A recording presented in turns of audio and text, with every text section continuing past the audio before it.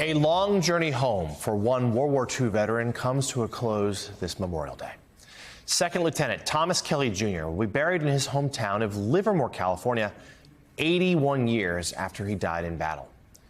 NBC News national correspondent Aaron Gilchrist joins us from California's East Bay with more on this story. Aaron, so good to see you. Tell us, please, on this Memorial Day, why this one is so special for this family.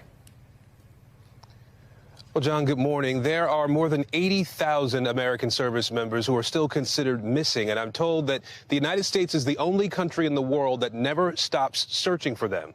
Today, one soldier will finally get the dignified military funeral that he deserves. On this Memorial Day Sunday, a final tribute to one of their own.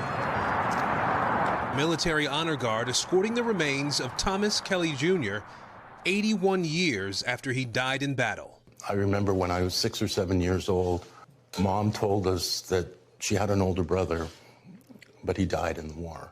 Kelly's descendants have spent the last 12 years learning about and telling his story, one his parents rarely discussed. They didn't want us to be riddled with the grief that they had. Kelly was part of an 11-man Army Air Force crew operating in the Pacific during World War II, flying a B-24 bomber named Heaven Can Wait.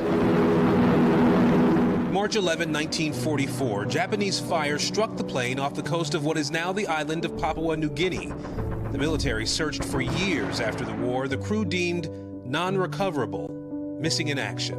All that came back were some personal effects and 4 sentences in a commander's letter that had some vague details about the plane going down.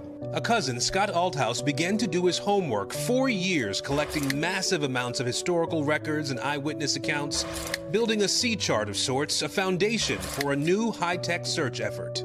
The narrow goal was just, what can we learn about how he died and maybe where he died? Kelly's family turned to Project Recover, a nonprofit that works around the globe to search for and recover the remains of America's MIAs. Those families have sacrificed the most, and they deserve their answers. We're going to do everything that we can to find out what happened to their loved ones and bring them home.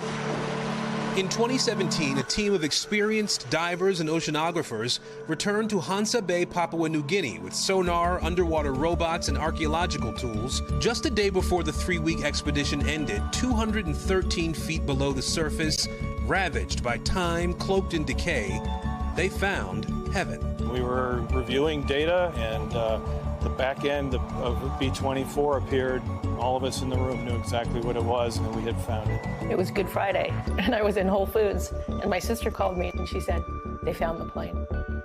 I started crying, she started crying. It would take 6 more years of research and preparation before U.S. Navy divers and the Defense POW MIA Accounting Agency could launch their own 37-day recovery mission, carefully excavating the wreckage site, finding clues, and most importantly, finding human remains. 21-year-old Army Air Force bombardier, 2nd Lieutenant Thomas V. Kelly Jr., accounted for on September 25, 2024, no longer non-recoverable. Ahead of his Memorial Day funeral, Lieutenant Kelly lie in repose in Livermore, California, the hometown he left a lifetime ago, the hometown of people who came to pay their respects to their missing hero. He's about to be reunited with his sister and his parents.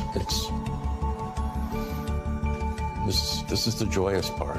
Kelly's parents placed a headstone in the family plot decades ago.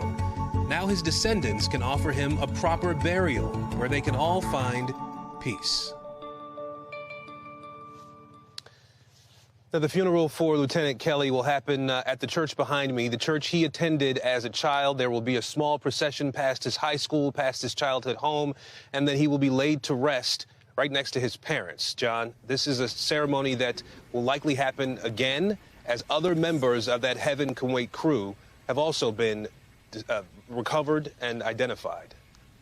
NBC News national correspondent Aaron Gilchrist, a truly remarkable story. Thank you so much for bringing it to us.